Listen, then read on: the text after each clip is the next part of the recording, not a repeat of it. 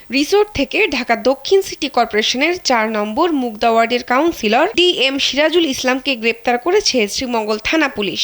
মৌলভীবাজারের শ্রীমঙ্গলে Paragon resort থেকে পুলিশ সুপার MKH জাহাঙ্গীর হোসেনের নেতৃত্বে যৌথ বাহিনীর একটি বিশেষ অভিযান চালিয়ে তাকে গ্রেপ্তার করা হয়। পরে বিকাল ৫টায় সেনাবাহিনীর উপস্থিতিতে তাকে শ্রীমঙ্গল থানায় নিয়ে যাওয়া হয়। প্যারাগন রিসোর্ট কর্তৃপক্ষ ও পুলিশ সূত্রে জানা যায়, শনিবার সকাল ৮টায় সিরাজুল ইসলাম ও তার পরিবারের সদস্য সহ 10 জন প্যারাগন রিসোর্টে আসেন। পুলিশ গোপন সূত্রে খবর পেয়ে এ অভিযান পরিচালনা করে।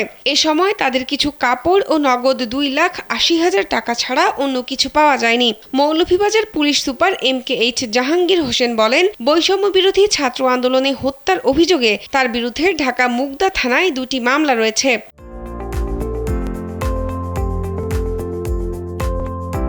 উনি আজকে আমাদের কাছে ইনফরমেশন ছিল উনি আজকে রাত্রে এই মৌলভীবাজারের সীমান্ত দিয়ে ইন্ডিয়াতে চলে যাবেন আর কি।